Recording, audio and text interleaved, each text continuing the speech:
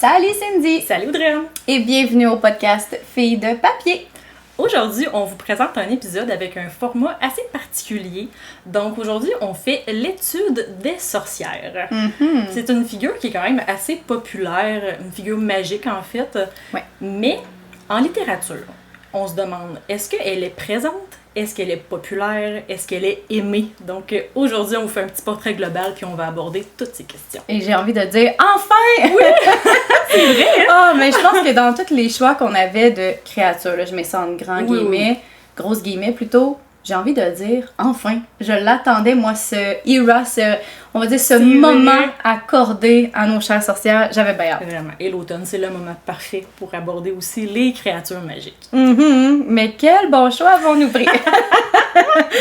Est-ce que tu avais regardé un peu de quelle manière les sorcières sont apparues dans notre monde ou tu n'avais pas fait nécessairement de recherche? Moi, j'ai surtout fait des recherches un peu plus du côté historique, mais j'ai pas trop touché du côté littérature. OK, ben je te laisse... Pas nécessairement du côté littéraire, mais plutôt de dire que, en faisant des petites recherches très rapidement, on va dire le symbole de la sorcière, on peut en fait en percevoir certaines traces dans le plus vieux livre du monde. Étant la Bible? Oui, madame! Ah ouais? Ouais, donc des représentations qui, pour aujourd'hui, sont vraiment ce qu'on aurait établi de sorcières. Ben, crime! Elles ont fait leurs premières traces dans la Bible. Mais ça, c'est intéressant. Ça voudrait dire que ça fait partie d'un certain folklore depuis bien avant les chasses aux sorcières historiquement connues. Oui, exact. J'ai vu aussi que même dans la mythologie grecque de par Circé, on est allé toucher, c'est ça, à cette créature avec un grand C qui représente la femme avec un grand F qui représente la sorcière avec un grand S. Mais ouais, fait que c'est ça, c'est des petites recherches de même en fait que je me suis amusée à faire et à découvrir. Puis bon, évidemment un peu avec l'histoire là, mais je voulais comme juste voir si t'avais eu des petites infos. Fait que je suis fière de moi. Oui! Non, moi j'ai pas été dans cet angle-là du tout. Moi je me suis plus concentrée sur qu'est-ce qui s'est passé entre 1500 et 1700. Parce que c'est là, hein. Le corps. Oui. C'est la chasse aux sorcières. Et je me suis surtout en fait concentrée sur les deux endroits dans le monde où ça s'est le plus passé, qui est les États-Unis et l'Europe. Ouais. Il y a eu plusieurs dérivés en fait de la chasse aux sorcières telle qu'on la connaît dans d'autres pays du monde. En fait, ça vient avec d'autres croyances. On s'éloigne complètement de la chasse aux sorcières telle qu'on la connaît encore aujourd'hui. Mais il me semble que moi, là, quand je pense à sorcières, chasse aux sorcières, je pense à la célèbre chasse aux sorcières de Salem. Moi, c'est ça qui me vient en tête. Là. Vraiment, on dirait que je m'imagine aussi les sabbats qu'il y a pu y avoir. On dirait que moi, dans ma tête, l'un vient avec l'autre. Mais oui, c'est ça, on est allé dans les mêmes inspirations, totalement. Exact. Mais moi, j'avais vraiment l'impression que c'était la plus connue, là, dans le sens qu'elle avait été énorme, elle avait été absolument terrible, mais j'avais tort. Ah ouais? Est-ce que d'abord, ça voudrait dire que c'est parce qu'on est américaine, dans la mesure où est-ce que nous habitons en Amérique, donc c'est l'histoire qu'on a le plus entendue, mais que si on avait été en Europe, on aurait eu on va dire un drapeau levé différent, je sais pas, là, mais on dirait que c'est comme, avec ce que tu me dis, la première idée qui me vient, là. Ben, je pense qu'il y a une partie de ça, mais je pense qu'il y a aussi une grande partie de l'influence de la culture pop. Qui s'est emparée un peu de ce phénomène. Ben oui, oui. Salem est maintenant directement associé aux sorcières. La ville de Salem au Massachusetts, aux États-Unis, c'est vraiment comme touristique pour cette raison. C'est vraiment comme quelque chose qui est devenu emblématique. Versus l'Europe, où est-ce que là, c'est vraiment en fait les plus grands procès, les plus nombreux aussi. Et on n'en entend pas vraiment parler ici, au Québec du moins. Mais honnêtement, là, les chiffres là, sont aberrants. Là. Je vais juste t'en sortir quelques-uns. Mais tu fais bien, puis on s'en reparlera. Peut-être que ça va faire du sens, mais je le sais, OK? Puis tu me diras si ça a un lien ou pas. Mais j'avais lu que tout récemment, là, fait que mettons 2016, 2015, 2018, il y a des gouvernements qui ont pris la parole pour s'excuser auprès des femmes qui ont subi certains on va dire, certains procès qui aujourd'hui sont jugés comme étant, de un, très misogyne et de deux, qui représentent en rien le système de justice. Fait qu'ils ont décidé de faire comme des espèces de mea culpa, puis d'instaurer des lieux de recueillement pour certaines de ces femmes-là. Je sais pas si... En Europe? Oui. Tu parles? Ok. Non, j'ai pas vu ça du tout. Ok, en tout cas, je mettrai plus de détails à ce sujet sur nos petites descriptions et autres, là, mais j'avais vu ça passer, la semaine passée. Là. Ok, c'est vraiment récent, là. Oui, c'est ça. C'est dans un article que je lisais, justement, en lien avec les sorcières, que comme je suis tombée là-dessus, puis j'ai fait intéressant. C'est bien quand même qu'on commence à reconnaître ça, malgré qu'il n'y a pas nécessairement de catalogue ou d'archives avec les noms, au moins qu'on essaye de leur rendre hommage d'une certaine façon, avec des décennies de retard, là, même des siècles, en fait. Là. La base, quoi. La base, ouais. Mais je te laisse, vas-y, impressionne-moi, dis-moi tout. C'est juste qu'en fait, je te ramène à Salem, qui est la plus connue, mais en fait, le nombre de femmes qui sont exécutées sur le bûcher s'élève à 20. 20 seulement? 20. Ouais. Pas 20 000? Non, 20.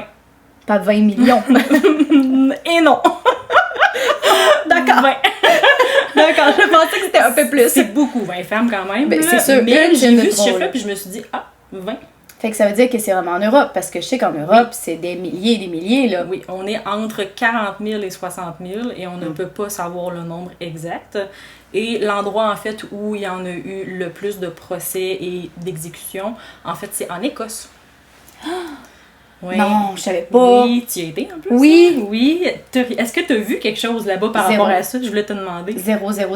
On était plus dans les fairies, là. Fait que, tu sais, il y avait plus de légendes liées à certaines petites créatures, là, qui pouvaient justement venir te jouer des tours, mais jamais en lien avec les sorcières. J'ai rien vu. Ah ouais, parce que c'est petit, l'Écosse, là, quand même. Oui, vraiment. Peut-être plus vers le nord. Je suis pas allée loin. Je ne suis pas allée assez loin dans le nord pour pouvoir peut-être y avoir eu accès, là, à ce pan-là de l'histoire, mais de ouest en est, j'ai rien vu de ça. C'est fou. Je suis outrée. J'aurais aimé. Mais ça fait aussi écho avec ce que tu viens de dire, que là, les gouvernements, au final, commencent à parler. Oui. Mais en tout cas, moi, de ce que j'ai vu, c'est depuis 2015. J'ai pas vu l'Écosse. Moi, c'était beaucoup la Suisse puis la Belgique dans ce que j'avais vu. OK. Mais à suivre. On essaiera de voir un peu plus avec l'Écosse. Là, je suis comme titillée, là. Ouais. Comment ça se fait, là? Parce qu'il disait aussi que les pays nordiques avaient vraiment été beaucoup touchés. Fait que ce soit la Norvège, la Suède et la Finlande. Ah oui, j'avais vu la Suède. Les deux autres, peut-être un peu moins, là. Mais Suède, oui, ça, j'avais vu. Mais justement, en Écosse, c'était autour de 4000 femmes qui ont été brûlées juste à cet endroit-là. C'est énorme. C'est énorme quand tu te dis la proportion de personnes vivant là-bas, quand même, là. OK. Ouais, sur un paroxysme, en fait, qui a duré 1 an. Entre 1550 et 1650. Ça fait beaucoup de femmes tuées, ça, mes amis, là. Oui. On peut pratiquement dire quoi, une par jour, pratiquement? Là? Ben, plus que ça, si c'est 4000. Ouais, t'as raison. C'est genre 4 par jour. C'est 4 par jour. Oh mon Dieu. Non, on se fait-tu? Oui, je pense que ça... Oui. Ah, mon Dieu. Bon, fait que voyez-vous raison de plus pour faire cet épisode. Ouais, exact. Oui. OK. Sinon, je pense que de mon côté, honnêtement, c'est pas mal ça, mais j'ai quand même été surprise de voir que les États-Unis, finalement, en fait, se sont un peu emparés de cette idée, surtout de l'idéologie, parce que eux aussi, c'est que c'est venu vraiment plus tard, parce que à Salem, c'est en 1792, on était vraiment sur la fin des chasses. Fait que j'ai l'impression que ça a peut-être, je sais pas si ça a eu moins d'impact. Mais clairement c'était moins grand, là. C'était moins... Fait que l'inspiration s'est prise de l'Europe et ça a été amené ici. C'est intéressant. Je te dirais que moi, les recherches que j'avais faites, c'était vraiment plus... t'avais-tu d'autres choses à dire? Non, je pense pas. Non, c'est pas mal tout. Ça faisait le tour? Oui. OK. Moi, je te dirais que mes recherches m'ont amené un peu sur pourquoi. Pourquoi les chasses? De quelle manière? Je veux tout comprendre. Comment ça se fait? Puis, c'est ça. Mes recherches m'ont amené là, à l'époque du 17e siècle, entre autres, où est-ce que c'était vraiment, l'époque du Moyen-Âge. Et fait intéressant que, là, on aura l'occasion de s'en reparler avec différentes lectures qu'on a fait. Pour la majorité de ce que j'ai vu, surtout en Europe, ça se trouve à être des femmes qui devaient remplir 2 critères. Je sais pas si ça, t'en as vu parler un peu dans les recherches que tu as fait, non? OK. Sois prête. Par chance, nous ne sommes pas touchés. Là, je mets encore une fois des grosses guillemets. Mais bon, on parle ici d'une femme vieille. Je considère que c'est pas encore nous. Donc, les vieilles femmes veuves. Donc, si tu étais capable de remplir l'un ou l'autre de ces critères, ou même les deux, ben ma belle jeune femme, attelle-toi parce qu'il y a de fortes chances que quelqu'un vienne cogner à ta porte. Ouais. Donc, c'était le premier critère.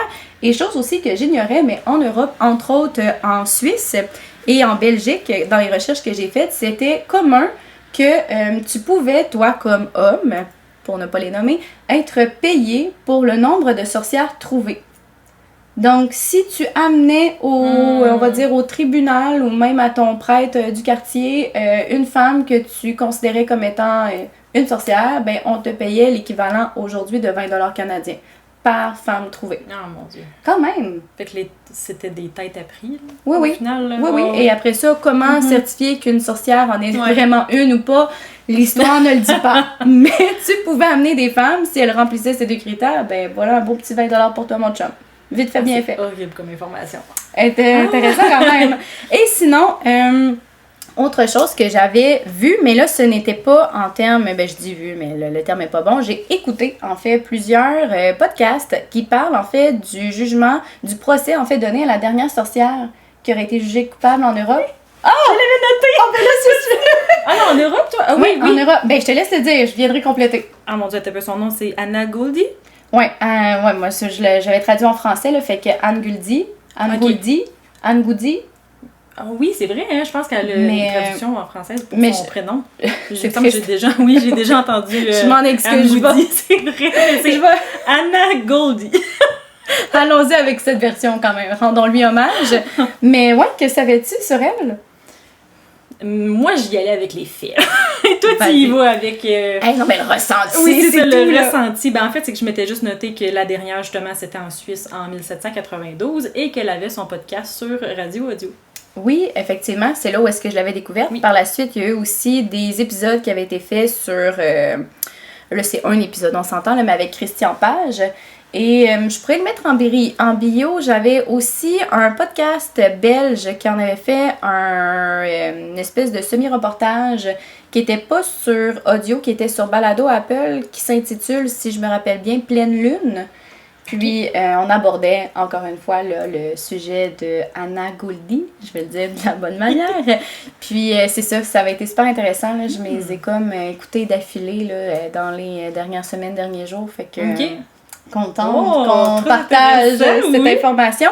Est-ce que, sûrement que tu le savais, qu'à la base, pourquoi qu'on avait décidé de la juger coupable de sorcellerie?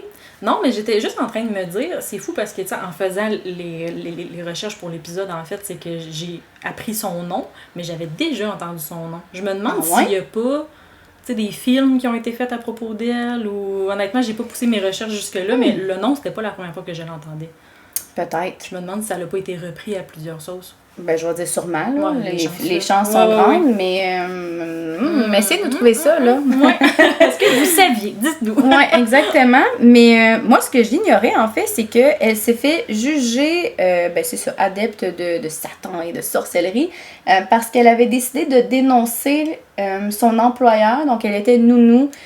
Chez une famille bien nantie, on va dire comme ça. Puis, elle avait décidé de parler à des personnes du village, entre autres le prêtre, comme de quoi que son employeur, donc l'homme chez qui elle habitait, lui faisait des avances sexuelles qu'elle avait refusées. Oh, ça me fait mal. Ouais. Et malheureusement, sachant ce que ça peut donner, le fait de ne pas, on va dire, accepter, le non est devenu un oui. Donc, elle s'est fait malheureusement agresser et l'homme en question a voulu protéger sa réputation et a donc, on va dire, sous-entendu à plusieurs personnes très croyantes que Anna était sans aucun doute une sorcière et malheureusement, du bouche à oreille, ça l'a déboulé. Ouais. Okay.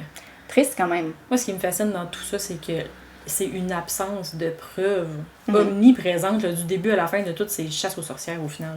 Oui, vraiment. Et je veux dire, il y a plein, là c'est des trucs vraiment glauques que je lisais mais qui m'intéressaient vraiment, là, mais il y a plein de trucs qui ont été pris dans le Moyen-Âge, de la torture, là, fait que de personnes qu'on torturait pour mille et une raisons, qu'on faisait subir à ces femmes-là pour déterminer si oui ou non elles étaient sorcières. Donc, si elles souffraient, elles étaient sorcières. Si elles ne souffraient pas, c'était encore une fois une sorte de magie. Donc, elles étaient quand même sorcières. Et mis dans l'eau, si elles se noyaient, elles étaient sorcières. Mais si elles survivaient, elles prouvaient également qu'elles faisaient preuve de sorcellerie.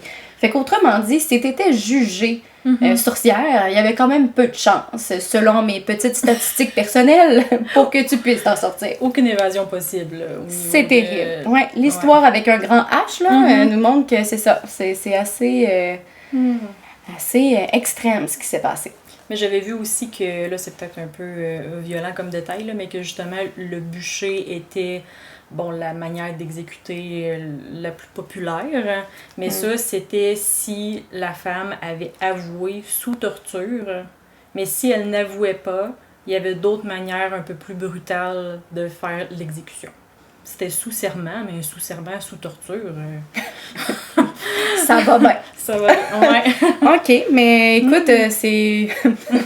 Je suis sans mots. Je sais pas quoi dire. On fait juste ramener plein de détails sordides, pis on est comme horrible. Je suis là, genre, ah, mais non, mais ça donne la frousse, là. Honnêtement, je me dis comme vivement qu'aujourd'hui, la façon qu'on a de voir les sorcières a peut-être, on va dire, été romantisée ou romancée. Ouais. Mais on en reparle. On dirait que j'ai comme plein de choses à dire, mais je veux pas brûler l'un de mes livres. Fait que on s'en reparle.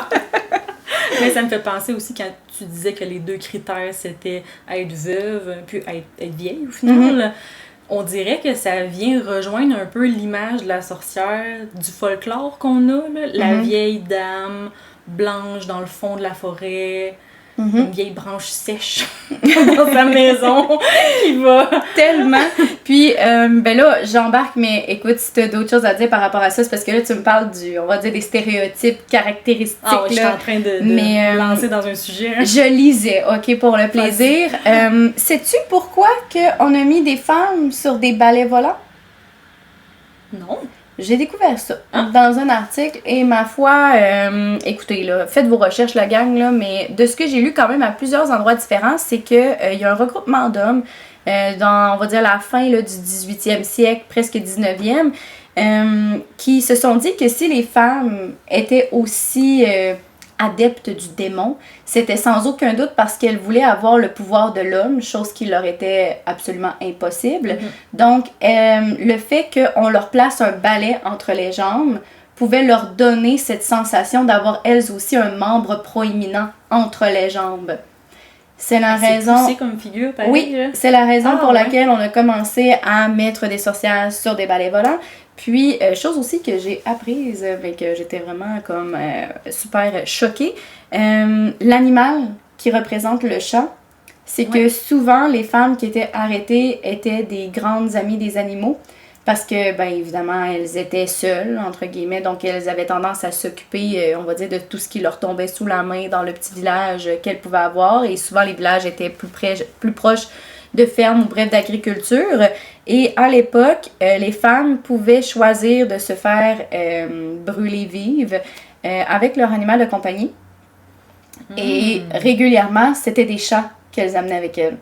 Donc, c'est la raison pour laquelle on a associé le chat, bon, là, dans ce cas-ci noir avant tout, là, mais à l'image qu'on pourrait se faire de la sorcière typique. Et pourquoi qu'on associe aussi la sorcière à son familier, un peu qu'on appelle, là, tu sais, on va souvent dire qu'elle a un animal qu'elle peut contrôler, qui va faire des choses pour elle, le lien est directement là aussi. Oui, exact. Puis, je rajoute à ça, mais après ça, j'ai terminé. Mais c'est ça, on disait aussi, dans ce que je lisais, que la raison pour laquelle on parlait souvent de femmes recluses, de femmes qui étaient capables souvent de jouer avec des herbes médicinales, qui étaient capables un peu de te faire boire des trucs qui pouvaient apaiser certains maux et autres, c'est que, bon, on se recule encore une fois au Moyen-Âge, mais vu que les femmes ne pouvaient pas avoir accès à tout ce qui est de métiers, on va dire institutionnels, que ce soit juge, que ce soit force de l'ordre, que ce soit médecin, que ce soit avocat, ben on reléguait souvent les femmes au rôle d'infirmière. Et à l'époque, l'infirmière se traduisait par souvent une personne qui était capable de comprendre son environnement, fait que de comprendre la nature, puis d'essayer de diminuer certains maux en attendant la venue du médecin. Et les femmes qui étaient malheureusement moins instruites à l'époque se transmettaient en fait ces savoirs-là du bouche à l'oreille, en fait. Ouais. Donc, sans nécessairement être capable de savoir pourquoi telle plante pouvait agir sur telle fonction du corps, ben les femmes se sont un peu transmis ce pouvoir-là et n'étant pas capables de l'expliquer dépendamment de si elles avaient ou non des infirmières ou des aides-soignantes plutôt là, dans leur entourage, ben si elles n'étaient pas capables d'avoir la certitude, ben automatiquement on va dire le petit truc de l'arrière-grand-maman ou de la grand-mère ou même de la mère, ben ne faisait pas office de quelque chose de nécessairement sain. Donc automatiquement on percevait le tout comme étant ben, de la magie obscure et des voies occultes prises par cette pauvre femme. Ah, c'est fou. Fait que tout venait de la science, mais a été pris pour de la sorcellerie. Incroyable, hein? C'est fou. Je te dis, moi je suis là. Ah, c'est bon ces informations! Hey! Wow! J'ai essayé de faire ma mission. Mais là, c'est excellent. Mais c'est le genre de truc que je suis là, ben voyons donc, ben voyons donc. Puis là, ben évidemment, un sujet en amène un autre, là, mais au final de mes recherches, ça ressemble à ça. Puis là, c'est une spéculation que je fais, mais tu parlais du balai tantôt, là, qui était un peu le symbole du pouvoir masculin.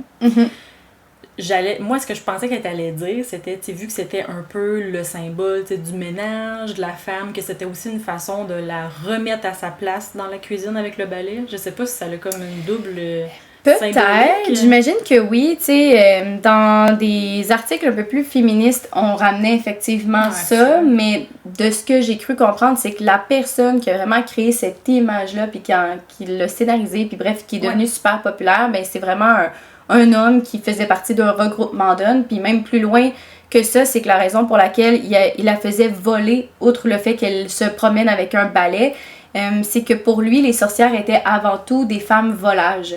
Donc, elles aimaient briser les mariages, elles aimaient voler de lit en lit, fait que c'est pour ça que ce regroupement-là voulait en plus leur faire comme, on va dire, rendre le stéréotype assez fort sur le fait qu'elles pouvaient voler de foyer en foyer, là. Mais c'est ça, je sais pas à quel point que c'est pas la société qui en a fait comme certains liens avec le ménage et la femme à la maison. Il y a clairement un lien à y avoir, tant qu'à moi, mais ce qui aurait motivé avant tout l'image, ce serait tout autre. La femme volage, ça c'est fou à quel point c'est l'homme qui se convainc que la femme doit être encadrée et bien gérée parce qu'elle ne peut pas le faire elle-même. Ah, ça là, ça brûle. Oui, ça brûle les petits. Ah oui, mon feu féministe ici là, il ne veut que sortir. Je pense qu'on va juste finir l'épisode en feu. Oui, c'est ça, exactement. Ah, mais c'est ça. Fait que moi, c'est ce que j'avais fait comme découverte, grosso modo. Là. Ah, j'ai vraiment aimé ça. On a vraiment été dans des angles différents. On s'est complété comme d'habitude. Mais voilà, fait que est-ce que tu voulais qu'on rentre plus dans le vif du sujet, c'est-à-dire la littérature? Oui, parce qu'en fait, là, on vous a fait un beau petit portrait de recherche par rapport à l'histoire, à la symbolique, la magie, le passé, etc. Mais là, en fait, notre but, nous, c'est de faire une espèce de petite analyse en littérature, justement, la place des sorcières, la figure qu'elles occupe, les symboles qu'on lui donne. Et puis, c'est aussi de se demander, est-ce que c'est populaire? Est-ce que les sorcières ont la cote? Et c'est que nous, on pense que oui, évidemment. Et on veut vous prouver et vous convaincre si vous ne l'étiez pas déjà. Puis à la limite, de vous offrir du choix dans ce type de recherche-là qu'on pourrait faire sur la sorcière. Parce que vraiment, elles sont infinies, les possibilités. Exact.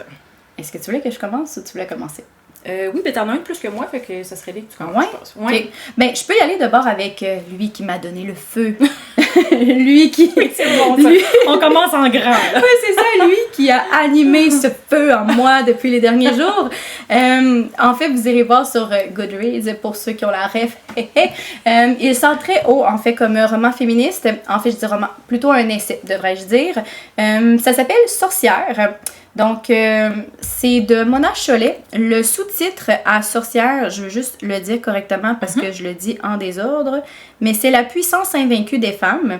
Moi, je l'ai écouté en audio sur Audible et vraiment, la narration est excellente. Fait que si jamais vous voulez vous essayer au livre audio, je pense que c'est le genre de livre qui pourrait bien s'y apprêter.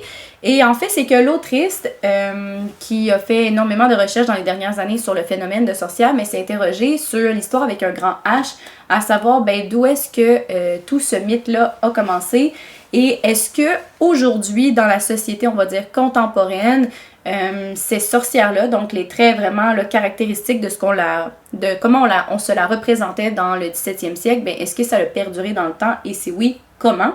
Donc, elle y va en fait de plusieurs facettes et j'ai envie de dire que c'est tellement un portrait détaillé, un portrait qui est vraiment riche et approfondi. Peut-être pas dans tout... tu sais, je me considère féministe. Je suis certaine que tu te considères aussi féministe.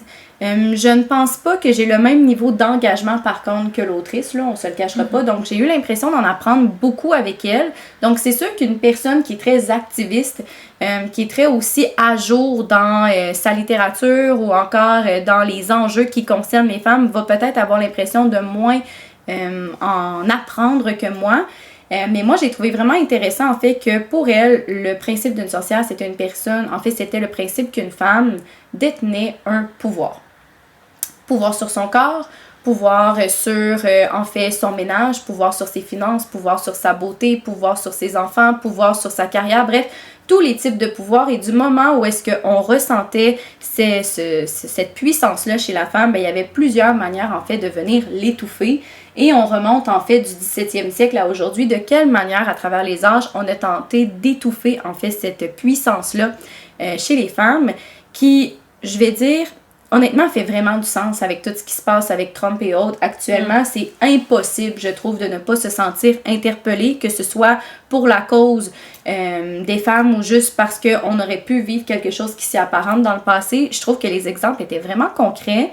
Il y a certains trucs pour lesquels moi j'avais peut-être moins l'impression que ça faisait écho. Surtout relié, je vais dire, à tout le concept de la fertilité, où est-ce que je pense qu'il y a quand même à un certain moment un désir qui peut être personnel au fait de vouloir du moins des enfants et que c'est pas nécessairement une pression de la société, que elle dans son texte disait que c'était avant tout une pression de société que de vouloir en fait enfanter de nos jours. Je comprends quand même les fonds. Mais il y a quand même certains trucs pour lesquels moi j'étais peut-être un peu moins d'accord. Mais outre ça, je trouve que c'est une qualité d'essai que ce serait difficile de passer à côté. Puis c'est la raison pour laquelle je faisais le référent avec Goodreads tantôt. C'est que j'ai fouillé un peu là, sur Goodreads pour savoir est-ce que des essais féministes qui traitent des sorcières, il y en a beaucoup. La réponse est non. Puis celui-là, il est noté un peu plus de 4 étoiles sur 5 par plus de 20 000 personnes. Donc je pense que c'est quand même un bon go-to. Si jamais c'est quelque chose que vous vouliez vous donner comme défi dans les prochaines semaines ou prochains mois. Mais je pense que les essais, c'est souvent ça. Par contre, j'ai l'impression que c'est comme un avis et des recherches et plein d'informations, puis t'en prends et t'en laisses au final. Je pense vraiment que comme on y va dans exactement ce scénario-là avec celui-là de l'autrice.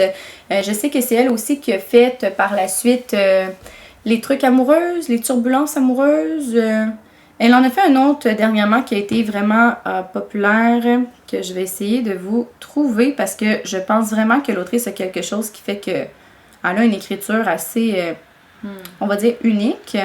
Donc, réinventer l'amour. Comment le patriarcat sabote les relations hétérosexuelles. Et il y a aussi Beauté fatale qui, lui, est nouveau, là, les nouveaux visages d'une aliénation féminine. Je n'ai pas lu ces deux romans-là. Réinventer l'amour, je l'avais vu beaucoup passer. Je sais qu'il a été assez bien perçu là, par les lecteurs, mais c'est ça. Moi, je me suis penchée sur Sorcière. Ah, j'aime beaucoup. Puis là, tu dis que tu l'as écouté audio, sur radio audio. Non, je l'ai écouté sur Audible, celui-là. Audible, okay. Puis, pour vrai, je ne regrette pas du tout. Je l'avais pas trouvé sur audio, je l'avais pas trouvé non plus sur prénumérique. Mais ça se lit, ça s'écoute en fait vraiment, vraiment bien. Puis, c'est tellement plein de petites rubriques qui étaient là. Tu sais, c'est revendicateur, tout ça. Puis là, t'as envie là, de tout raconter à tout le monde. Savais-tu que la médecine était faite, blablabla? Savais-tu que les procès et blablabla? C'est vraiment, vraiment intéressant. Ah, j'aime ça. Fait que ça, c'était en fait pourquoi les sorcières ont la cote dans la lutte contre le patriarcat. Oui, exactement. Ça, puis, je pense que la grande thématique qu'on s'était donnée avec celui-là, c'est que dans la littérature, le côté sorcière peut avoir ce côté-là revendicateur féministe. Et c'est la raison pour laquelle on avait choisi ce titre. J'adore. Voilà. Oh. Prenez note.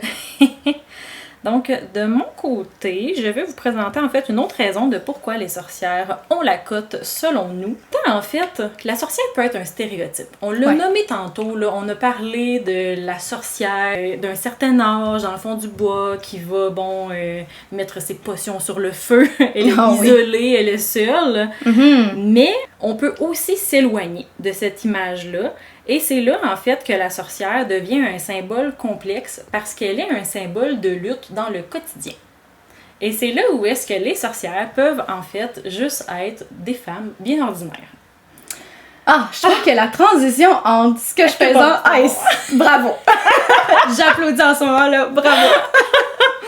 Et le livre que je vais vous présenter, en fait, c'est Le temps des sorcières, publié chez le livre de poche par l'autrice Alix E. Harrow. C'est traduit, en fait, de l'anglais. Le titre original, c'est Once and Future Witches. Et moi, là, j'avais jamais entendu parler de ce livre avant de l'acheter. Et il y a vraiment une très très bonne note. Je pense que c'est 4.2 sur Goodreads. Et il y a une centaine de mille de reviews, là. Je pensais pas que c'était connu, mais pas du tout, là. Ça prouve que ça vaut la peine. Mais c'est que je sais que la traduction française, je l'ai pas vue en anglais, mais c'est une brique. Ah, c'est là que je m'en allais. Ok, oui. Bon, excuse-moi, je voulais pas t'interrompre à ce niveau-là, mais je me doute que c'est peut-être pourquoi qu'on l'a pas tant vu passer sur les réseaux. Il faut se donner le temps, là. Oui, il faut se donner le temps. C'est un projet, c'est un livre qui est en lenteur, en build-up, j'ai envie de dire. C'est plus de 700 pages, en fait. Mais j'y en aurais enlevé aucune. Pour moi, là, c'est un 6 sur 5 étoiles. Là. C'est vraiment un gros coup de cœur que j'ai eu. Puis là, pour vous ramener un peu à la femme dans son quotidien, de cette lutte-là, en fait, des personnes ordinaires, j'ai envie de vous lire un petit passage du livre. Parce que ça va vous donner, en fait, une idée de la plume. Puis, en même temps, je veux dire, c'est exactement ça. Alors, ça part comme ça. Elles ne sont que servantes, ouvrières, danseuses ou diseuses de bonne aventure, mères ou bien filles. Des femmes ordinaires aux vies ordinaires dont le nom n'apparaît dans aucune histoire bonne à raconter. Mais ce soir, elles sont sorcières, elles sont anciennes et jouvencelles, elles sont maléfiques et tentatrices et toutes les histoires leur appartiennent. Ça dit tout, hein, quand même. Ça dit tout. Et l'écriture, la gang, c'est ça pendant 700 pages. C'est tellement bien écrit, là, je trouve vraiment que la traduction est réussie au niveau aussi du français international. Je trouvais tellement que les émotions étaient vécues au bon moment, les dialogues étaient crédibles. Ça, c'est deux choses qui sont vraiment importantes pour moi. L'histoire a beau être bonne, mais quand je comprends pas les personnages dans ce qu'ils disent puis dans ce qu'ils ressentent, des fois, je ressens une espèce de décalage. Ouais. Puis là, j'étais là, en symbiose avec tous les personnages. Fait que j'ai l'impression que mon expérience lecture a été vraiment élevée à cause de ça en partant. Ben, c'est parfait. Oui, je vous le conseille. Je te le conseille. J'ai hâte que tu lises pour qu'on en parle aussi. C'est ça, c'est mon genre, ouais. Je vous dirais que pour vous raconter un peu l'histoire, je vais y aller un peu de façon floue, mais quand même, je trouve que ça va vous donner une bonne idée aussi du ton. C'est que, en fait, dans cette histoire-là, le chiffre 3 est vraiment important. Et on se base aussi sur l'histoire des 3 sorcières de l'Ouest. Ah oui. Ça dit quelque chose, hein? Oui. Ben oui, avec le magicien d'Oz, ça, je crois. Oui, avec le magicien d'Oz, mais en fait, ce que j'ai compris, c'est que c'est un conte qui fait partie du folklore, mais qui a été utilisé comme à plusieurs sauces. Fait que oui, il y a la méchante sorcière de l'Ouest avec le magicien d'Oz, comme tu viens de dire, mais il y a aussi les 3 sorcières de l'Ouest dans la pièce de théâtre Macbeth de Shakespeare. Je sais pas si ça dit quelque chose. Hein. Moi, le nom j'ai vu Macbeth, ouais. Mais je me rappelle pas des 3 sorcières. Je sais pas si elles font une apparition ou si c'est basé un peu sur un mythe, mais ça a vraiment un lien direct. Là, ça m'intéresse. Ça va falloir des petites recherches. Ouais, il va falloir que j'aille vérifier parce que je l'ai vu genre 2 fois. Là. C'est pas pour me vanter. En plus. Ouais. Mais dans une autre vie, j'étais une fan de théâtre. Donc, je parle à une experte. Ici, là. En tout cas. Mais l'experte ne se souvient pas de ça. Quand même, disons-le. Mais ok, intéressant. Là, ça m'interpelle. Il va falloir que j'aille vérifier. Et en fait, c'est que dans le temps des sorcières, c'est qu'en fait, les 3 sorcières de l'Ouest ont été brûlées. Il y a plusieurs siècles de ça, mais c'est qu'elles ont laissé des traces de leur magie. Parce que la magie ne peut pas mourir, évidemment. Et elles ont laissé leurs traces, en fait, dans des contes pour enfants, dans des berceuses, même aussi dans des sortilèges qui ont été brodés dans un repli de vêtements. J'adore. Tous des endroits où les hommes ne vont pas chercher, en fait. C'est juste ça qu'il faut se dire. Fait que finalement, les hommes, cet épisode est pour vous. Non, mais je pourrais spécifier les hommes en 1800. Encore aujourd'hui. Oh, on vous aime quand On n'est même. pas là pour démoniser l'homme, là, pas du tout. Mais non. C'est dur de pas le faire en parlant de sorcière, disons. Un petit peu. Et en fait, où est-ce que je m'en allais avec ça? Oui, c'est ça. Dans le fond, c'est que la magie ne peut pas être perdue, mais c'est que ce qui est vraiment intéressant avec ce livre-là, c'est que les sorcières, c'est tout le monde. C'est toutes les femmes, au final. T'es pas une sorcière parce que t'as du sang de sorcière. Non, t'es une sorcière si t'as 3 choses. En fait, ils appellent ça les vers, les voix et la volonté. C'est que les vers, en fait, c'est la formule magique. Ouais. Les voix, c'est ce que ça te prend. Donc, est-ce que ça te prend un croissant de lune? Est-ce que ça te prend des pétales séchés de rose? Donc, ça te prend quelque chose. Et la volonté, elle est en dose immense dans ce livre parce qu'elle est en fait nourrie par la rage de toutes ces femmes. Mm-hmm. Ouais. Donc, c'est ce qui est un peu au centre de cette histoire. Puis, on suit en fait 3 sœurs. Donc, je vous disais que le nombre 3 est très important. On suit 3 sœurs. Donc, il y a Béatrice, l'aînée, qui est la plus sage. Ensuite, on a Agnès, qui est la plus forte. Et Geneviève, qui est la plus sauvage. Je trouve en fait que ce livre-là rend possible ce qui est impossible avec juste assez de rage puis assez d'injustice vécue par les femmes. Je sais pas, il y a comme un petit quelque chose de spécial avec ce livre-là. Ben, t'en parles, on dirait, avec la magie dans les yeux. Avec passion!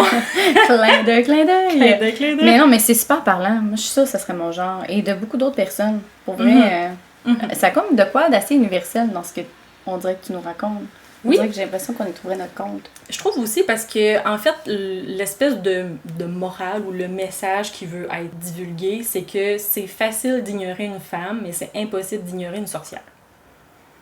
Ouf, c'est puissant. J'aime ça. Nous allons sortir d'ici sorcière. Sorcière. Oh oui. Mais c'est bon. Fait que tu as donné une étoile. Non, tu as donné 6 étoile. étoiles sur 5. Oui. Fait que ça veut dire que je dois aller le rajouter à ma pile à lire. Ok, oui. Et je vous dirais même que cette autrice-là a aussi un autre titre qui est traduit, qui est Les 10 000 portes de January. Ah, c'est elle. C'est pour ça que le nom me disait de quoi? Oui, je l'ai, lui. Oui. Ah, tu l'as? Mais il n'a pas lu, mais je l'ai, oui. Mais je pense que, tu sais, c'est sûr que la plume est incroyable. Je sais même plus de quoi ça parle, parce que ça fait longtemps qu'il est dans ma pile à lire, mais le synopsis, en fait, le résumé me semblait full prometteur, là. Mais je pense que c'est comme une grande maison, une femme qui entre dans la maison, puis elle ne peut pas en sortir parce que à chaque fois qu'elle ouvre une porte, il y a une autre porte, puis une autre porte. Mais je sais pas si elle visite quelque chose. Peut-être, je pourrais pas dire. Ok, mais je garde ça en note. Pour vrai, je suis convaincue que ça serait le genre de roman à lire dans un book club. Parce que je pense que les référents, les analyses, ce qu'on a aimé, moins aimé, ce qu'on avait hâte de découvrir, on dirait que c'est comme le portrait parfait pour ça. Là. Intéressant. De mon côté, je suis allée chercher parce que je voulais être sûre d'avoir le petit reviews proche, considérant que comme... Mais comment dire, c'est une réussite si on se fie. Est-ce que c'est un 6 étoiles d'ose? Regarde, j'ai adoré. Mais bon, dans la prémisse de est-ce que les sorcières ont-elles encore la cote?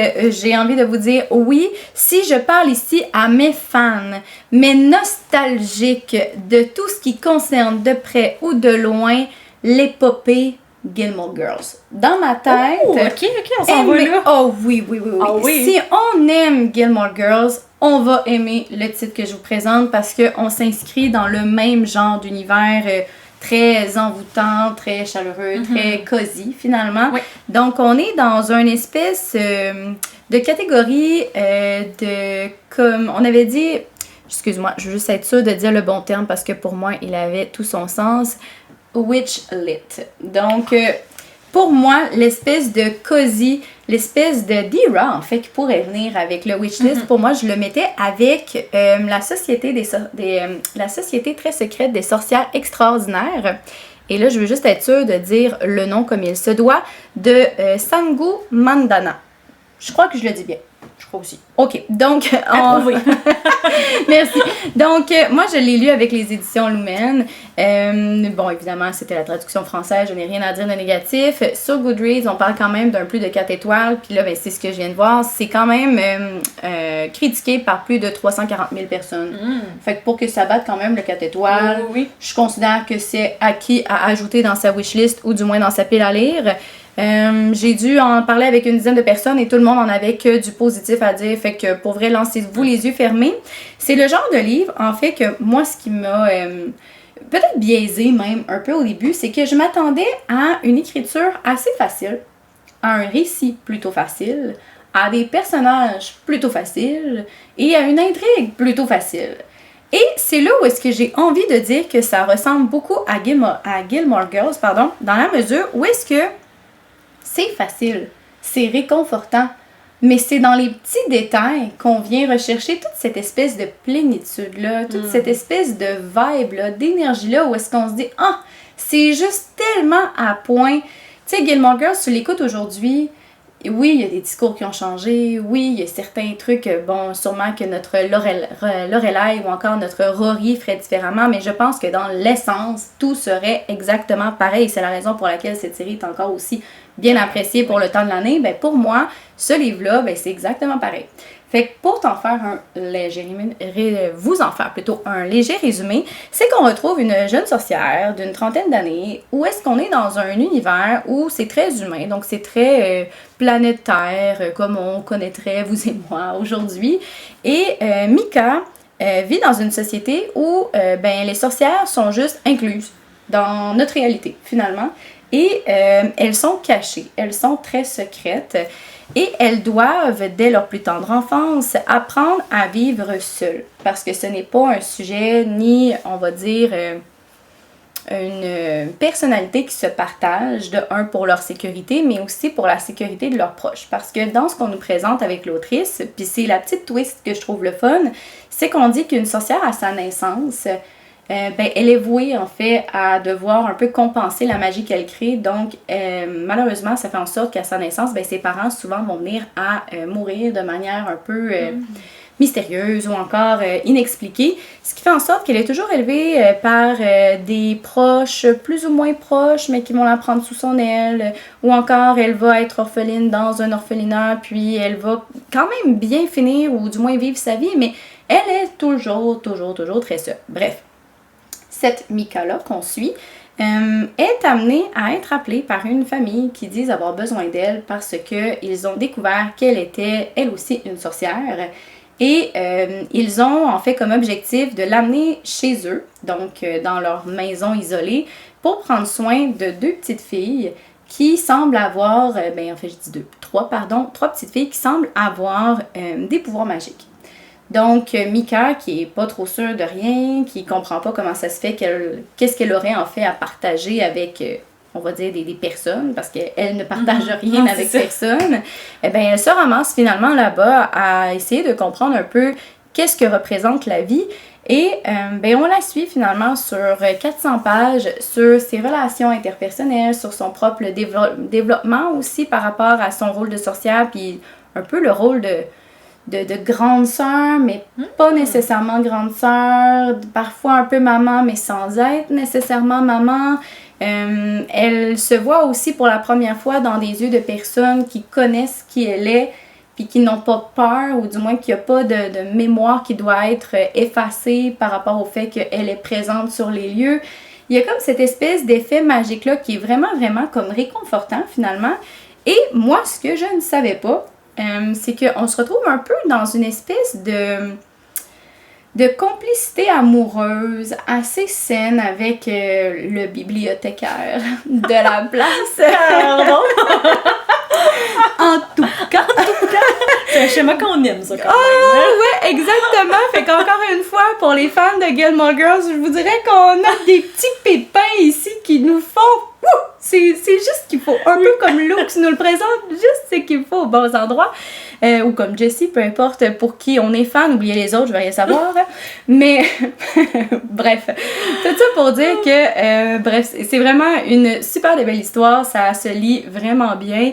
Et la beauté de la chose, c'est que sans même s'en rendre compte, on vient à entrer dans une espèce d'intrigue que l'autrice ne nous avait même pas nécessairement présenté vraiment de manière très concrète dès les premières lignes, et que finalement, au fil de l'histoire, cette intrigue-là se construit, et pour de vrai, on dirait que j'avais tellement mis mon attention sur la relation entre les deux personnages, on va dire, adultes de l'histoire, ou encore de Mika avec les trois petites filles, que j'ai comme un peu oublié le reste qu'on venait construire autour de moi. Puis finalement, je suis arrivée dans les derniers chapitres et je me suis mis à sourire. Là. C'était plus fort que moi en me disant comme « Oh, mais quelle beauté qu'est ce livre! » De dire hey, « En plus de tout ça, tu as été capable de nous amener sur une piste où est-ce que, bon, il il y a comme un crime qui s'est passé, puis on essaie en fait d'investiguer sur cette disparition-là, ce crime-là, et tout bonnement, mais tu te ramasses en fait la bouche à terre, puis tu dis « Oh, mais c'est ça la fin! » C'est vraiment, vraiment, vraiment chouette comme lecture, là. Faut y aller les 2 yeux fermés. Mais je suis contente que tu me fasses ce résumé-là parce que à quel point je voyais la couverture et jamais j'aurais pensé à ça. Non, je te dis, là, mes 4 faciles, là, dans ma tête, je m'en allais vers ça, puis je m'étais dit comme, ben écoute, ça doit être ça, genre, la littérature un peu cozy witch, où est-ce qu'on a des petites bougies parfumées, puis, tu sais, je m'imaginais, là, quelque chose de quétaine, là, mais là, c'est pas, tu sais, c'est rose bonbon, là, demeure que c'est comme du Gilmore Girls, je veux dire, on écoute ça en sachant un peu qu'est-ce qui peut nous attendre dans les grandes bases, mais c'est vraiment, vraiment, vraiment intéressant quand même. Oh, j'aime ça. Ah, c'est ça, c'est ton genre pour moi. Non, c'est ça. Là, je suis vraiment convaincue parce que honnêtement, je vais blâmer le BookTok et les trends de faire des covers de romances avec des petits personnages cartoony. Là. Ouais. Mais ce livre se retrouve en fait dans la section romance. Il n'est pas dans la section. Je sais pas. Lui, c'était comme un service presse. Fait que sûrement, oui, là, je te crois, là, mais je sais que l'autrice en a fait un autre là, récemment. Oui, en tout cas, la traduction. C'est une suite? Oh, j'avais pas perçu ça comme une suite. Ou peut-être juste un différent opus. Ouais, mais en tout cas, la couverture est rose, on pourra vous la mettre, mais c'est les mêmes petits cartoons, c'est le même, on dirait, petit truc un peu facile bonbon, là. Mais pour vrai, je serais comme vendue de l'essayer, là. C'était vraiment, vraiment cool. Ah, mais tu devrais, je pense qu'il était très attendu, justement, parce que le premier a vraiment bien fonctionné. Ah, mais j'en doute pas, là. Mais tout ça pour dire que moi, je voyais ça dans la section romance à côté de toutes les autres romances très graphiques. Puis moi, je pensais qu'on s'en allait dans la même lignée, là. Moi, ça fait 3 ans que je pense que... Pas du tout, pas du tout. On est là-dedans, là. Il y a des petits bisous. Mais oui, mais là, c'est correct. Tu sais, il y a des petits, je te touche le bras et comme je me sens papillonner. Il y a ça, mais c'est tout. Il y a rien d'autre. C'est vraiment... C'est vraiment du Gilmore Girls. Je sais pas comment le dire, là, mais c'est le même petit qu'il nous faut. Fait que là, t'es devenue une adepte de la cozy littérature. Là, je sais pas dans le sens large, mais si on parle de la société secrète, oui. Ça, c'est un grand oui. Lisez ça. Pour vrai, là, dites-nous en commentaire si vous l'avez lu. C'est sûr qu'il y a quelqu'un parmi vous qui l'a lu. Dites-nous que vous lui avez donné aussi un 5 étoiles. J'en suis convaincue. Même un 6. Ben, non, peut-être pas un 6. Non, pas un 6, ok. Mais un bon 5. Un bon 5. Ouais, genre le petit cœur en feu, là, qui est là. Oui. Celui, là, il fonctionnerait bien. On est vraiment en feu du début jusqu'à la fin de l'épisode, mais pas pour les mêmes raisons. Ça pétille ici, là. J'adore. Alors, de mon côté, je vais peut-être éteindre le feu, là, un peu. Elle nous ramène sur terre, la madame, OK? Mais non, mais moi j'ai envie en fait de vous amener complètement ailleurs, puis de vous dire que les sorcières, elles ont la cote parce qu'elles peuvent aussi être polyvalentes. Dans le sens que on peut venir utiliser ces faits historiques-là des chasses aux sorcières dont on vous a parlé au début de l'épisode pour en fait expliquer n'importe quoi. Ouais. Dans le concept de et si X arrive, c'est peut-être à cause des sorcières. Et si Y s'est passé, c'est peut-être à cause des sorcières.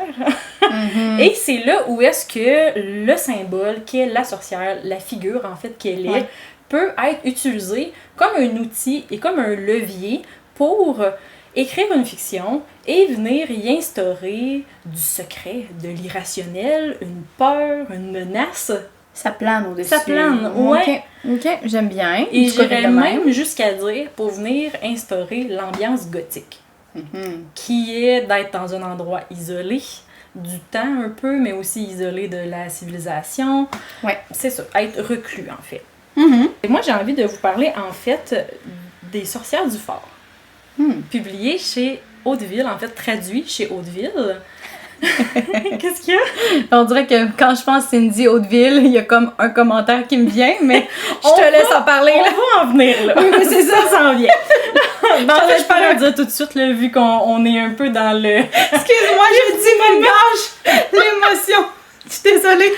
Ok, là, ce que j'ai à dire sur les Sorcières du Fort, j'en ai vraiment beaucoup de bons à dire. Là. Mais il faut quand même que je mentionne le fait que la traduction en français de Hauteville, c'est une traduction d'Europe. Et je ne lis pas souvent des traductions, donc on dirait que ça m'a vraiment sorti de ma lecture, mais je me rattachais quand même à l'histoire, aux événements, au fait aussi que, honnêtement, là, c'est des chapitres de 2-3 pages. Là. Ça s'enchaîne, ça se lit vraiment super vite, c'est addictif, on est toujours en action, il y a toujours un point de chute. Comme j'ai aimé l'histoire. Mais je ne peux pas dire que les dialogues en français, de mon côté, étaient crédibles. Ouais.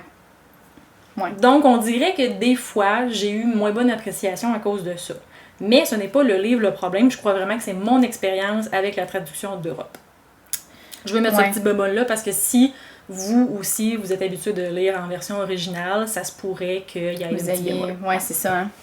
Ouais, puis c'est ça qu'on parlait l'autre jour. Je sais pas si Hauteville, c'est tout le temps comme ça. On dirait que ça dépend des traductions. Parce qu'encore une fois, les dialogues... En tout cas, mais c'est parce que je pense à Elise Wood, puis il me semble que c'est pas si pire. Emily Henry aussi, c'était pas si pire que tu disais? Oui, il me semble. Ouais. Dites-nous donc, là. C'est peut-être moi qui ai des patates, là, mais j'avais l'impression que c'était pas si pire. Parce que là, c'était flagrant, là. Ouais, je te même après que je t'en ai parlé, on dirait que je l'ai d'autant plus remarqué parce que je venais juste de t'en parler. Puis là, c'était de pire en pire, ben honnêtement, là. Fait que, tu sais, je pense en fait que j'aurais vraiment pas cette critique-là, évidemment, avec la version originale, là. Fait que l'histoire est excellente, la traduction, j'ai un petit problème avec. Je comprends. Et en fait, pour vous expliquer la prémisse des Sorcières du Fort, je vais commencer avec une petite analogie cinématographique et ensuite on passera du côté littérature parce que ça a été comme 2 gros succès sur Netflix, donc je me dis peut-être que ça va pouvoir vous en dire rapidement avec peu. Donc d'un côté, prenez la série Dark. Est-ce que ça te dit quelque chose? Je sais c'est quoi, mais je l'ai pas écouté. Ok, dans le fond, c'est des habitants d'une ville qui rentrent dans une grotte. Il y a vraiment une ambiance gothique, justement, où est-ce que tout est un peu sombre, ils sont isolés. Quand ils sortent de la grotte, en fait, ils ne ressortent pas à la même époque. Ah oui, c'est ça, ouais. Bon, prenez ça, cette essence-là, et de l'autre côté, prenez le film Fear Street 1666. Est-ce que ça dit quelque chose? Pantoute. Pantoute, dans le fond, ça se passe en 1666 avec les sorcières sur le bûcher, justement. Et là, une sorcière est en train de brûler et elle maudit la ville avant de mourir. Teinte-oui. Teinte-oui. Ah, ben, j'aurais fait pareil. Donc, prenez ces 2 prémisses-là, prenez ces 2 films et séries-là, là, faites un bon mélange, là. Ça, c'est les Sorcières du Fort.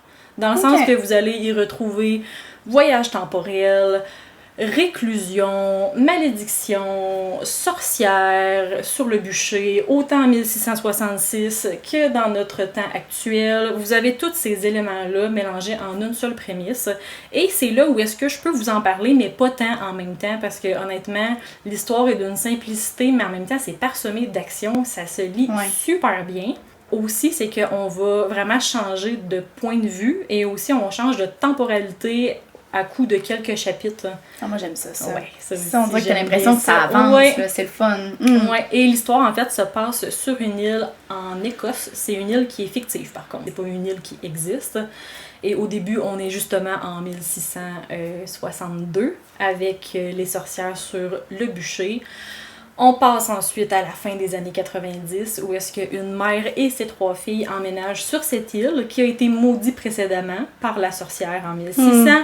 Et là, en fait, il se passe des phénomènes vraiment spéciaux. Ces filles disparaissent peu à peu.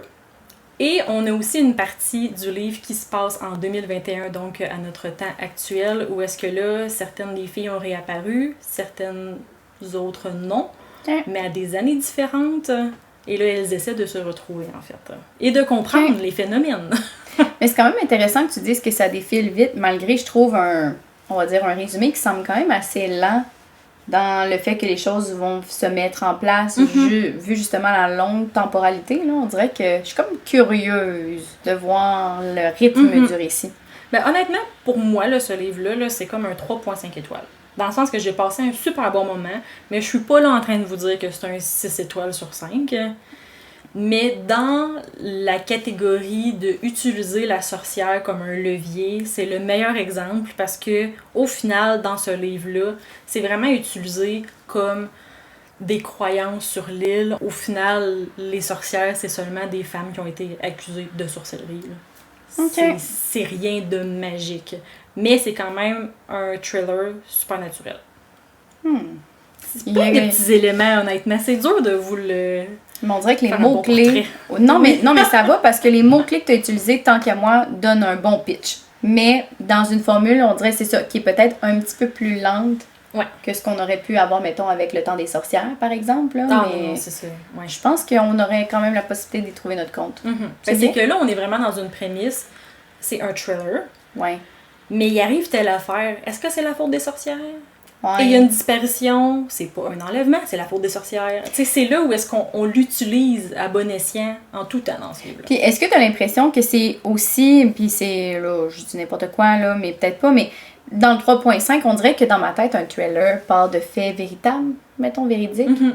Fait que là, on dirait que me dire, genre, c'est-tu les sorcières ou c'est pas les sorcières? Pas les sorcières, c'est un thriller. Genre, voyons, comment ça se fait qu'une malédiction possiblement faite aurait pu avoir un impact. Tu sais, on dirait qu'il y a comme le côté rationnel qui viendrait faire, genre, là, c'est une fiction, genre, supernaturelle, comme tu dis, ou est-ce que là, faut que je m'attende à tout, là? Oui. Ou comme je peux me fier à mon instinct de dire où est le tueur? C'est pour ça que le mix de thriller supernaturel est un peu important à savoir. Audacieux aussi, là, ici. En tout cas, on dirait que moi, c'est comme la perception du lecteur dans quelque chose qui est très réel, mais avec un peu des superstitions. C'est vrai. Que je... En tout cas. C'est vrai, ouais.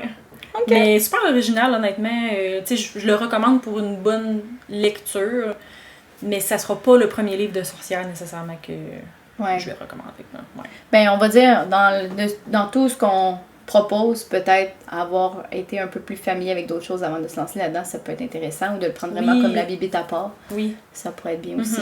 Oui, parce que je pense que pour les gens qui aiment vraiment lire à propos des sorcières, il y en a, mais il y en a pas tant que ça sur le marché. Oui, mais c'est ce qu'on s'est rendu compte. Oui, c'est ça. Fait que ça peut être très intéressant après ça en fait, d'essayer quelque chose de nouveau. Tu lis ça, puis tu n'as jamais lu de livre comme ça. Tu sais, il y a un petit quelque chose que tu ne retrouveras pas ailleurs. Là. Fait que même si tu as lu plein de livres à propos de ça, tu n'as pas lu celui-là. OK. Je peux pas dire que je suis pas interpellée. On dirait qu'il y a quelque chose qui m'appelle. Il y a vraiment un petit quelque chose aussi, ouais. C'est peut-être parce que tu nous le vends bien encore une fois. C'est ça. On y va avec notre dernier? Oui.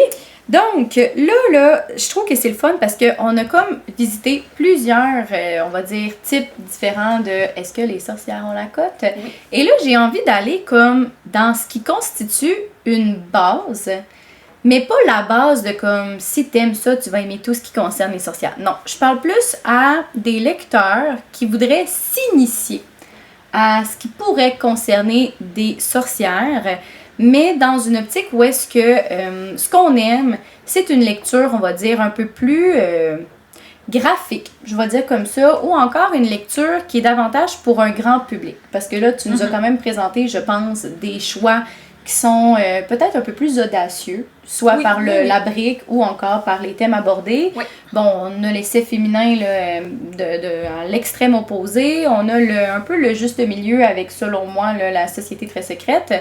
Mais celui-là c'est ça, que je m'apprête à te parler, grand détour pour dire que j'ai l'impression qu'il peut satisfaire un public, parce que moi, je l'ai vraiment beaucoup aimé, dans un genre qui est très particulier, qui est le romantasy. Donc, on mélange ici la romance avec la fantasy. Là où est-ce que je dis que c'est une bonne base, c'est que je trouve que dans les dernières années, les maudites fées, là, on le dit combien de fois que c'était vu et revu. Tu sais, là, ça a comme été un petit... on va dire un léger ressoufflement, là, qui est comme un renouveau plutôt, qui était juste agréable. Mm-hmm. Est-ce que c'est le genre de lecture que tu vas vouloir y faire une analyse de 58 pages? Je ne pense pas. Est-ce que c'est le genre de livre qui va t'habiter dans ton quotidien? Je ne pense pas. Mais est-ce que c'est le genre de livre qui va te faire vivre des émotions vraiment agréables? Je pense que oui. Puis je trouve que l'autrice, entre autres, elle avait vraiment une belle plume. Donc, le livre... on veut savoir! C'est ça. Andréane, là, avance. On parle ici du livre, la traduction française est la même. Donc, c'est Heartless Hunter de Christian Ciccarelli, que moi, j'avais eu le plaisir de lire au printemps passé.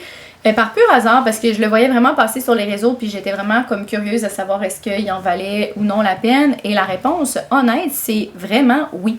Je me rappelle quand il est sorti ce livre-là, ça l'a vraiment fait un buzz. Là. Oui, puis je vais dire avec raison, dans la mesure où est-ce que les gens, les lecteurs, lectrices sont tellement tannés, je crois, on va dire des scénarios typiquement faciles de fées que c'était le fun d'aller ailleurs, mais tout en restant là dans ce qu'il y a de plus familier. Donc, vous allez me dire, Maudriane, comment ça se fait familier, là? Ah ouais.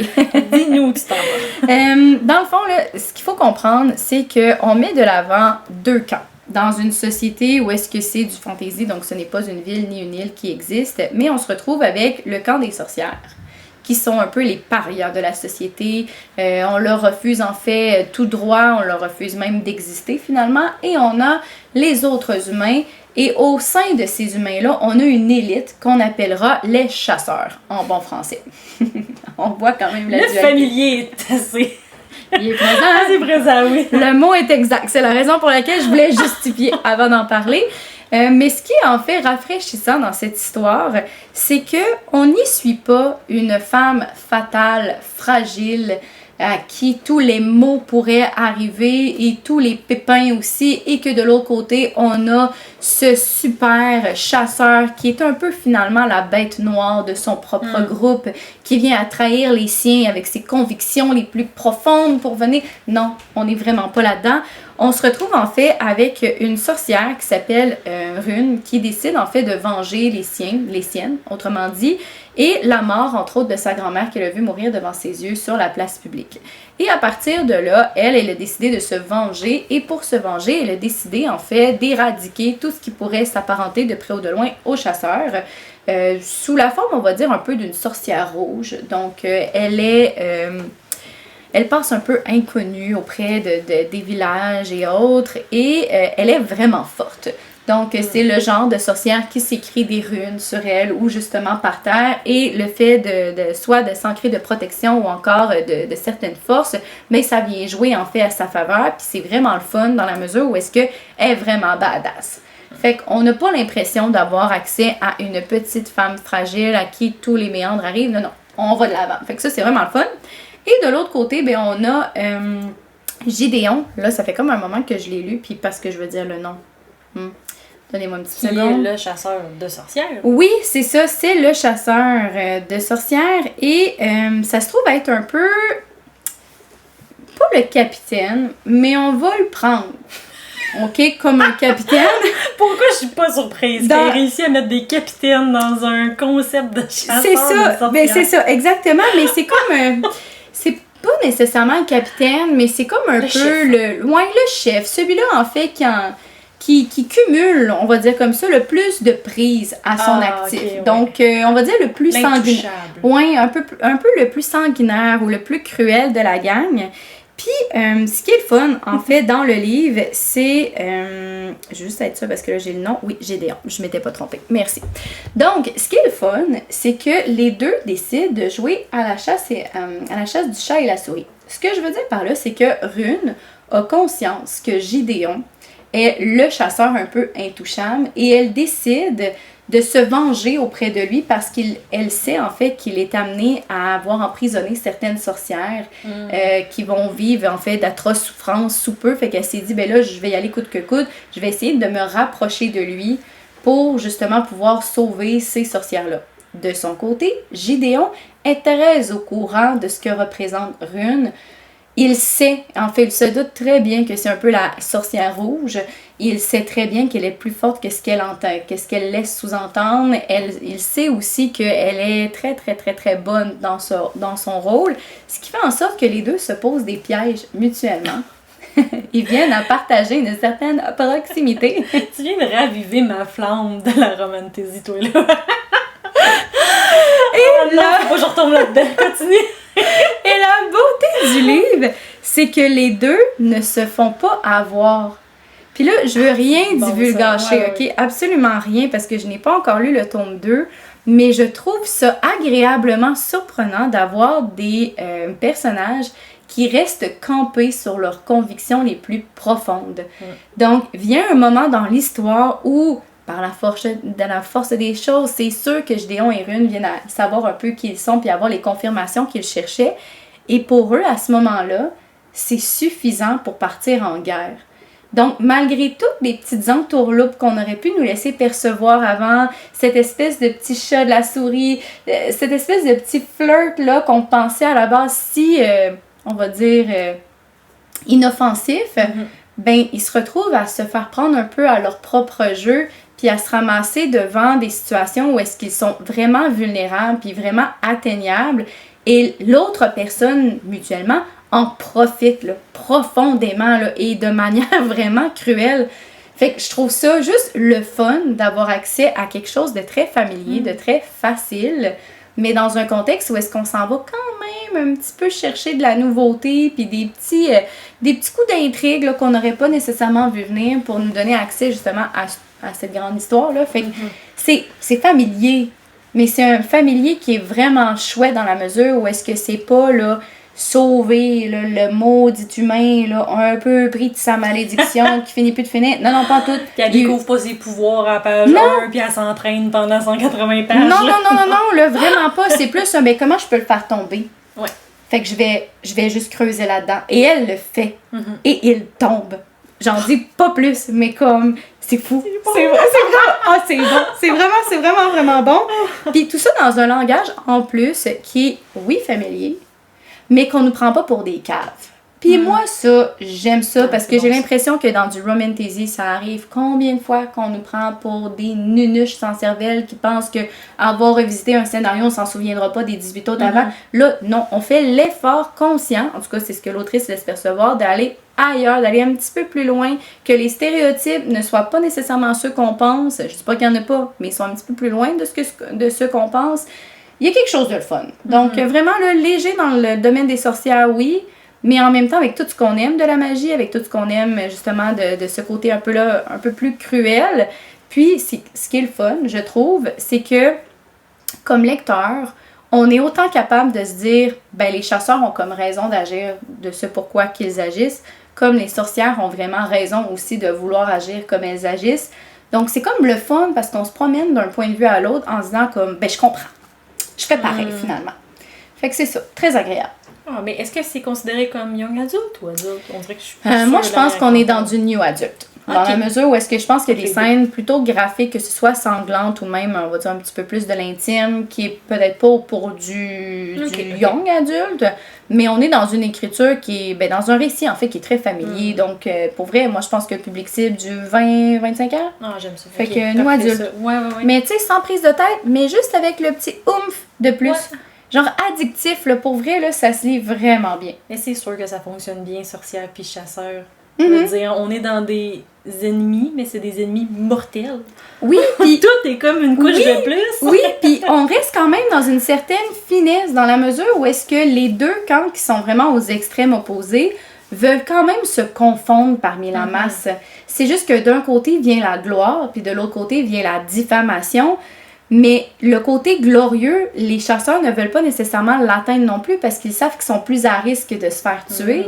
Puis de l'autre côté, les sorcières ne veulent pas non plus se faire trouver puisque, bon, c'est la lapidation qu'ils attendent, tu sais. Fait qu'à quelque part, on essaie tout un peu de se camoufler dans les barèmes de la société sans que ni l'un ni l'autre soit vraiment capable d'y parvenir. C'est le fun! Ça se lit vraiment bien! Intelligente! On les prend quand ça passe. Oh oui, on aime ça. Fait que voilà, ça faisait le tour de ma grande épopée. Mais tout ça pour un romantasy, vous allez me dire, mais pour vrai, il en vaut la peine. C'est super agréable. Mais je trouve ça drôle parce qu'on est encore en feu, mais pour des raisons différentes. Là, c'est le petit feu de la passion. Mais pour vrai, tu sais, t'as ta Kindle, là. Oui. Ça, pour vrai, ça vraiment Kindle. Vraiment agréable. Ouais. Je prends note, ça. C'est bon.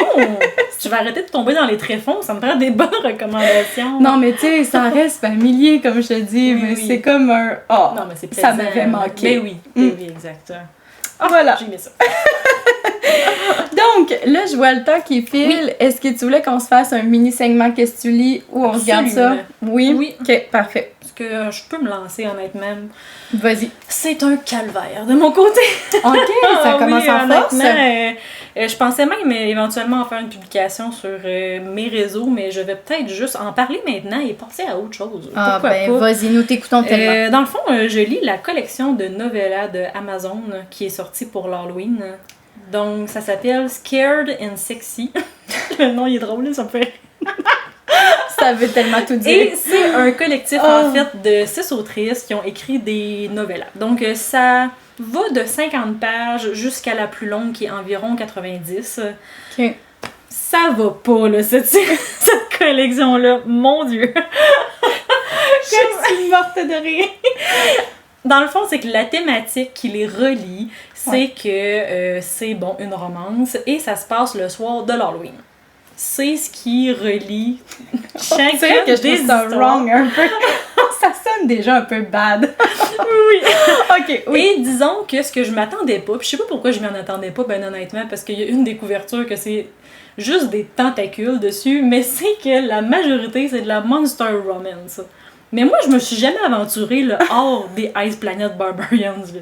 Moi, j'ai jamais comme touché les eaux un peu plus loin que ça. Là. Puis j'ai envie de dire, on peut pas, là. Ouais, ça me semblait pas avec ça, finalement. Dans ma tête, on dirait que les Ice Planet, c'est comme un peu la zone où est-ce que tu mets le pied un peu une fois de temps en temps. C'est correct quand t'as franchi, mais pas plus, là. Faut pas aller plus loin. Puis faut pas trop réfléchir non plus. Non, non, le cerveau, on met ça de côté, c'est sûr. C'est ça. Fait que de ce côté-là, je suis comme, j'étais pas publique dans le fond, mais en même temps, je trouve ça drôle parce que c'est tellement varié les histoires qu'on peut y trouver. Je veux dire, il y en a une justement, bon, que il y a le Kraken. On parlait des tentacules, on va le dire. C'est ça qui est ça. Et je peux pas. On a aussi d'autres figures qui vont venir un peu représenter ce que l'Halloween te fait penser, là. Du genre le démon avec un espèce de crâne, mais c'est un crâne d'os, là, dans le fond. Ouais, les slashers, là. Ouais, les slashers, un peu. C'est ça, les slashers ou les non, slayers? c'est comme les démons avec une espèce de crâne d'animal, là, un peu. Là. Ah oui, mon Dieu, mais ça, c'était peurant. Ouais, ben là, imagine une romance avec ça, là. Non. Ça, après ça, il y a des terreurs nocturnes. Fait que là, tu tombes en amour avec le démon de ta terreur nocturne. Ça va pas, il y a rien qui va. Puis là, dans le fond, moi, j'étais vraiment emballée par cette collection-là parce que ben, c'est quand même des autrices connues, là. Oui, Elise Holwood en fait partie. Oui, le sien est très bon. Ok, ça, je l'ai pas mentionné encore, c'est comme celui-là qu'on doit sauver. Ok, on le doit sauver et le lire. C'est Vampire et Chasseur de vampires. Ouais, ça va, là. Ça, c'est juste coquette. Honnêtement, sa novella, elle est excellente, là, dans le sens que j'ai été divertie, j'ai ri, c'était cute, c'était parfait, là. Ouais, elle fait bien, ça, d'habitude. Oui. C'est tellement son genre. Ensuite de ça, je te dirais que, comme en deuxième place, mettons, il y a vraiment un bel effort de la part de Ruby Dixon, justement, qui est l'autrice des Ice Planet. Oui. Je veux dire, si tu aimes les Ice Planet, tu reçois ce que tu as demandé. Ok, le même genre. C'est un alien bleu vampire. Quoi, rajouter de vampire? Oh non, mais là, je suis crampée. Ça a juste pas de bon sens. Il y a déjà les cornes pis tout ce que tu veux. Pourquoi rajouter les dents? Oh, c'est bon. Puis là, il est dans le vaisseau spatial pis il y a des gros néons, tu sais, pis il est comme la lumière, je brûle. Ok, bon, ça vaut peut-être le petit détour. Oui, ça vaut le petit détour, mais encore là, tu sais, si vous êtes familier avec l'autrice, parce que si vous êtes pas familier puis vous commencez avec ça, c'est peut-être une coche de trop. Je comprends. Il y avait Christina Loren. Ah, mais on dirait que ça le fait pas, les novellas. Mais une étoile. Ah non. Ah non. Après ça, c'est ça. Il y avait Cathy Robert. Elle écrit beaucoup de dark romance, je pense. Ouais, mais c'est pas nous autres, ouais, ça va pas. OK. Après ça, qu'est-ce que j'ai lu? Je me rappelle pas des autres. C'était pas mémorable, c'est ça qu'il faut se dire. Mais tu as, on va dire, initié la nouvelle Kindle avec ça. C'est vrai! Et ça, c'était tout que matin. J'ai l'impression qu'on va en re-entendre parler, moi, de ces petites histoires-là, là, de entre-deux livres. Là. Mais là, honnêtement, ok, de d'autres entre-deux livres. Non, j'essaye pas trop, là, mais... Mais en tout cas, je suis bien contente de vous avoir partagé mon calvaire et je ne vous les recommande pas, à part celle de Elise Holwood, qui s'appelle Hot for Slayer. C'est tout. C'est tout. Achetez celui-là. Le reste, oubliez. OK, on prend note. C'est bon. De mon côté, écoute, je suis tellement dans une foule de bonne lecture. C'est du confortable. Là. Je suis contente pour toi. Je le mets de l'avant. Mais c'est de Karin Slaughter. C'est Le mensonge dans le sang. Qui a été publié avec HarperCollins, les éditions noires en fait. Là. Donc on est vraiment dans un roman. Là, c'est ça qui est spécial. Puis là, moi, là, je trouve que cette autrice-là est du génie ou quoi. C'est que elle fait normalement dans l'horreur. Puis l'horreur des peurs des femmes, entre autres. Mais là, ce qui est le fun, c'est qu'elle est allée complètement ailleurs, où est-ce que j'ai l'impression que, oui, on est dans quelque chose qui s'apparente, en fait, à l'horreur, ou du moins à tout ce qui pourrait être glauque, mais dans une formule qui est plus proche, en fait, du Agatha Christie. Et je trouve ça tellement chouette, là. Je prends mon pied avec ce livre. Pour t'en faire un rapide résumé, c'est qu'on retrouve des personnages centraux de d'autres histoires. On lit dans l'ordre, dans le désordre, on s'en fout la gang, je veux dire, ça change absolument rien. Mais bon, on suit Will, qui est un enquêteur avec Sarah, qui est la médecin légiste, qui se ramasse en fait dans un hôtel perdu au milieu d'une montagne. Et, bien évidemment, il n'y a pas personne qui peut être appelé, blablabla. Là, le scénario bien habituel. Il y a un meurtre qui est commis. Et on soupçonne, en fait, 8 individus. 8 individus qui sont de près ou de loin de la famille de la victime et qui ont tous un alibi qu'on vient, en fait, déconstruire au fil de l'histoire.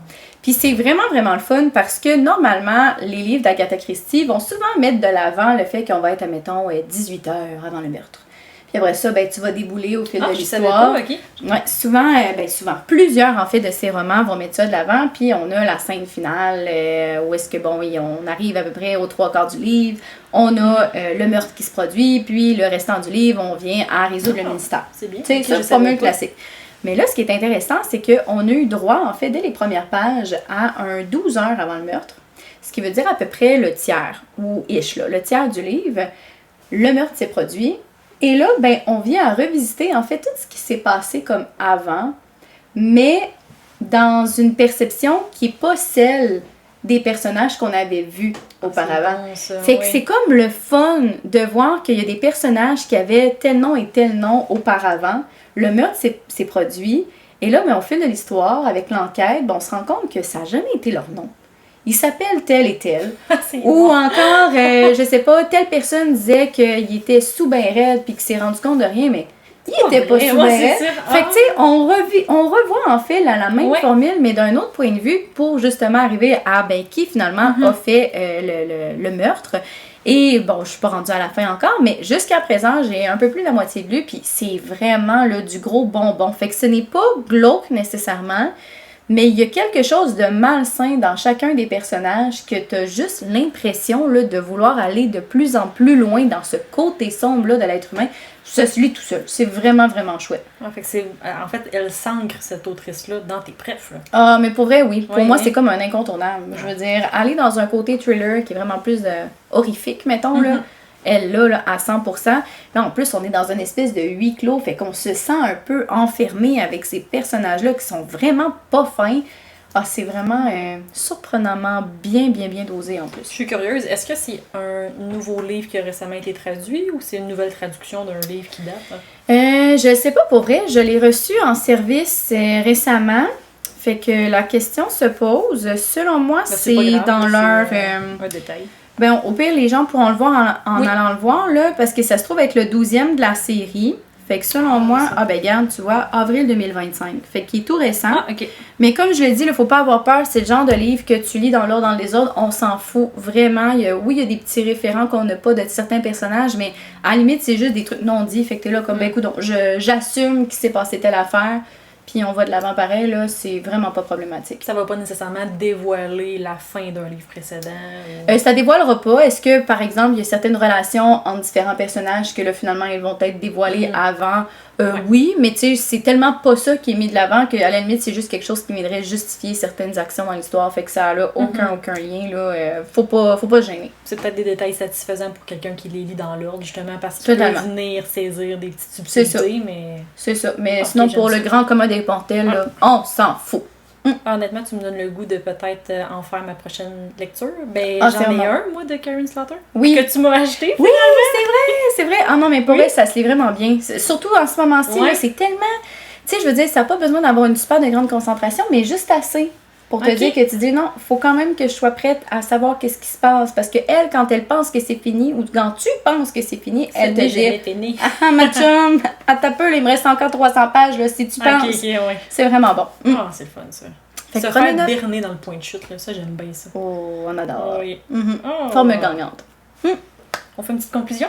Allons-y. Là, je pense, oui. Je te laisse la parole.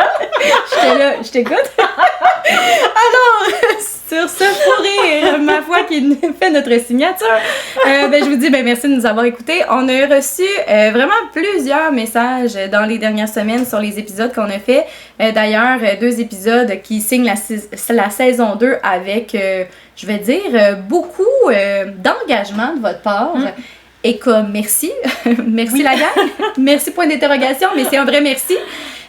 Donc à ce moment-là, évidemment, on vous invite à nous partager sur vos plateformes. Pour nous, c'est toujours une manière là, de se faire connaître par de nouvelles personnes.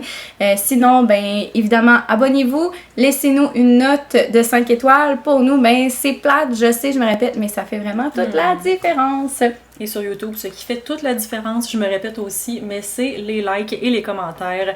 Le like, ça prend 2 petites secondes, puis on a vraiment vu un impact en fait sur les 2 premiers épisodes. Tu mentionnais tantôt à quel point ça avait bien commencé cette saison 2. Je dirais que sur YouTube, on est aussi sur les chapeaux de roue. C'est grâce à vous, la gang! C'est super apprécié. Sinon, je vous pose toujours des petites questions par rapport à l'épisode. Donc là, les sorcières. On retourne à notre thématique. Est-ce qu'on vous a convaincu? Est-ce que vous étiez déjà convaincu? Parce que ne pas être convaincu, c'est pas vraiment de réponse. Non, en fait, on ne l'accepte pas. On va bannir vos commentaires. C'est pas un choix de réponse. C'est ça. Sinon aussi, est-ce qu'il y a une autre figure ou créature dont vous aimeriez qu'on fasse l'étude? Ça pourrait être intéressant pour l'automne prochain. Qui c'est? Les vampires! Dites les vampires! Dites pas les fées! On veut pas! En fait, ça va être à bas les fées et à l'étude pour toutes les autres. Bon, fait que maintenant que vous savez tout, écrivez-nous, on veut tout savoir. Exact.